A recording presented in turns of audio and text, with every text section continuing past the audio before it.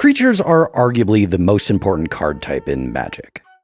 In any given game, you will likely summon a whole menagerie of beasties and besties to both defend you and beat down your opponents.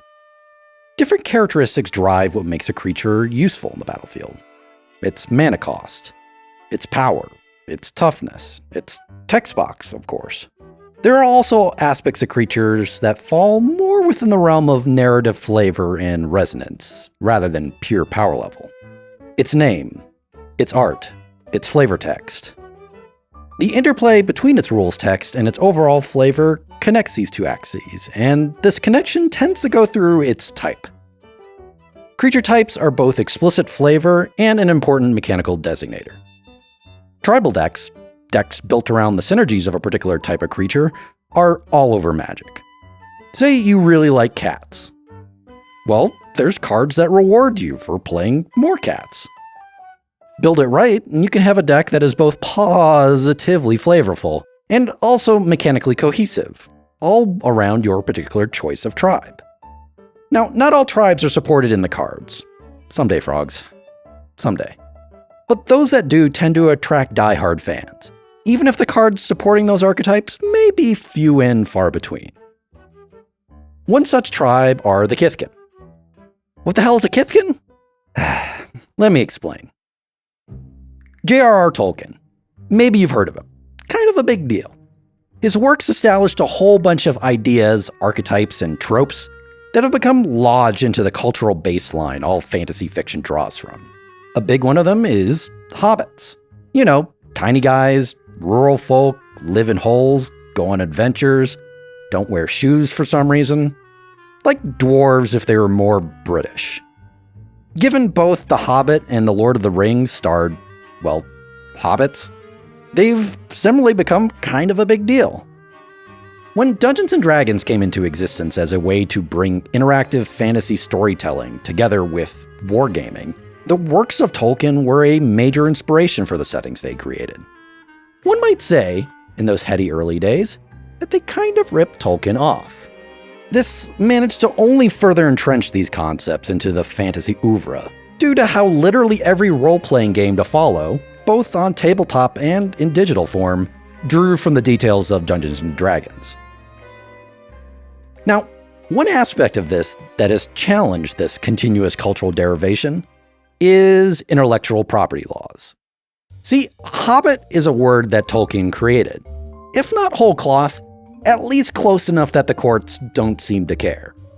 As a result, his family basically owns that word. Forever. If you use that word in such a way that might imply confusion between your creation and Tolkien's, legal recourse is open to them. So, to avoid this, Dungeons & Dragons fell on a synonym that Tolkien himself occasionally used. Halflings. You know, because they're half-sized little guys. Because D&D in turn was such a big deal, halflings, both in concept and terminology, similarly propagated across the fantasy space. Cue Magic the Gathering.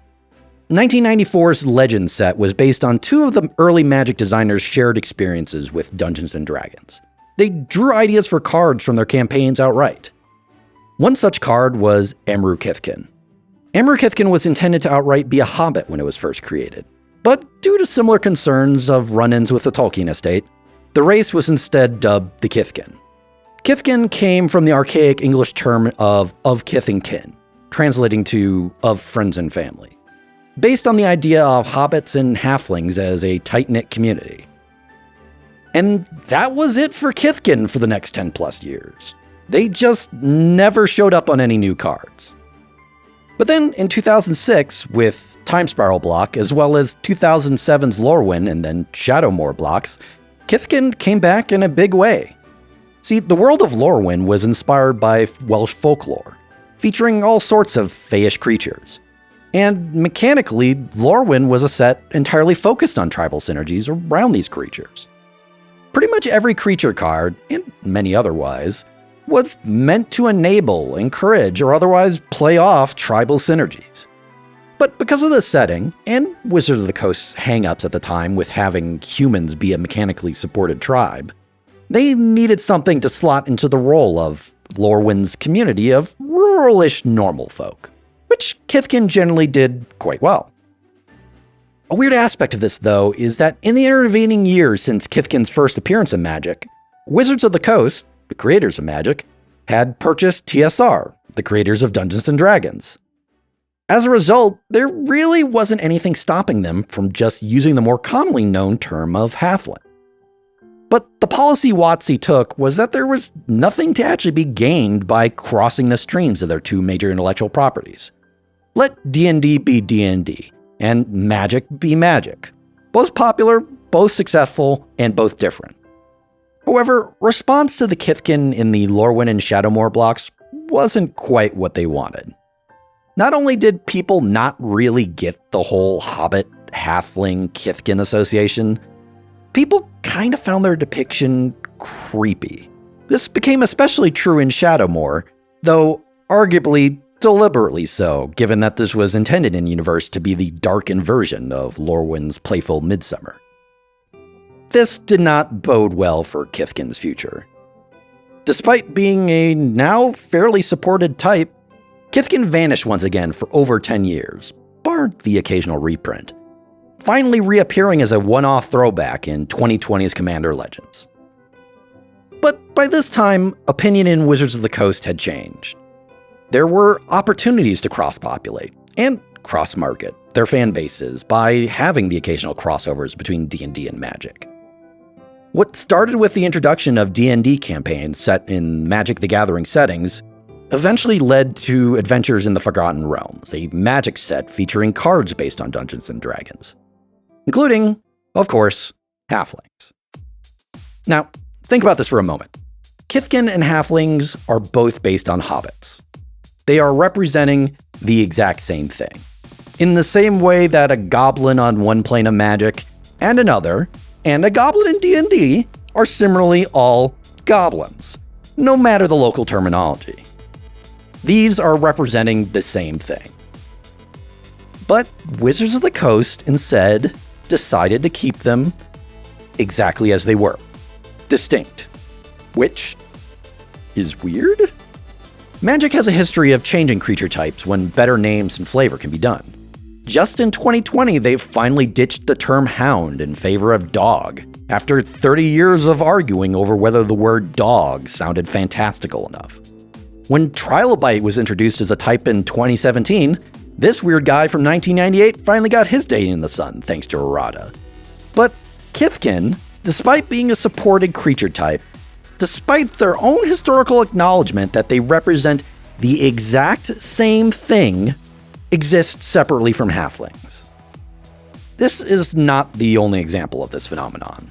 2018's Battlebond introduced Azra, humanoids with demonic heritage that gives them horns and colored skin, an awful lot like Dungeons & Dragons tieflings. But when the D&D set came around, tieflings showed up as tieflings, and Azra stayed as Azra. According to Mark Rosewater, the head designer of Magic, after internal debate in Wizards R&D, they ultimately decided that calling the D&D versions of these creatures by their equivalent Magic terms felt odd. In part because they're not exactly the same creative thing. But they are the same thing. They're both made up clown words. If you don't think one word is resonant enough, either get rid of it or introduce some rules in the background that just say they're the same thing. You already have batching in the game. This is a solvable problem. Besides, if we can have this cool-ass devil and this garbage-ass devil both be treated exactly the same when the flavor of devils and demons in Magic and D&D are completely reversed, I think we can deal with some linguistic funny business. This is exactly why people don't like this whole crossover thing. But it gets weirder. See, as part of this push towards cross-brand synergies, Magic is starting doing deals with other popular IPs to bring them into Magic. What's arguably the most popular fantasy IP of all time? Yep. There's going to be a Lord of the Rings set in Magic the Gathering. That set will inevitably feature hobbits. They will likely be typed as hobbits in order to further reinforce the Tolkien trademark. And when that happens, we will have Kithkin, Halflings, and Hobbits all existing at the same time, in the same game, representing the exact same thing, with people eager to play them all together, but willfully treated as different by the rules. Not because of any kind of taxonomic or narrative logic, but because of intellectual property rights. Let's take this thought experiment further. We know that we're getting a Warhammer 40k Magic set at some point. These crossovers are very, very weird. One of the races featured in 40k are the Eldar. Eldar are space elves, one-to-one mirrors of their Warhammer fantasy equivalents, which are, in turn, based on elves in both D&D and Lord of the Rings. Elves is a very popular tribe in Magic, perhaps the most popular, and it's historically been one of the strongest and most well-supported in the game. Are we going to have creatures typed Eldar in Magic, even though they are explicitly, overtly, outright just space elves? For no other reason than trademark enforcing brand deals? Why does this matter? Honestly, it really doesn't. Kithkin is a supported type, yes. Elves too, sure. But the odds of these type synergies mattering on a mechanical level is pretty low. Mostly this is just kind of obnoxious. As the kind of pedant who likes arguing about what makes a good skeleton or imp in Magic, this kind of thing is just egregious in everyone involved just willfully stepping around the entire point of creature types. Creature types as both mechanical identity and sort of universal cross-world flavor identifier is just kind of being broken as a result. And that's dumb.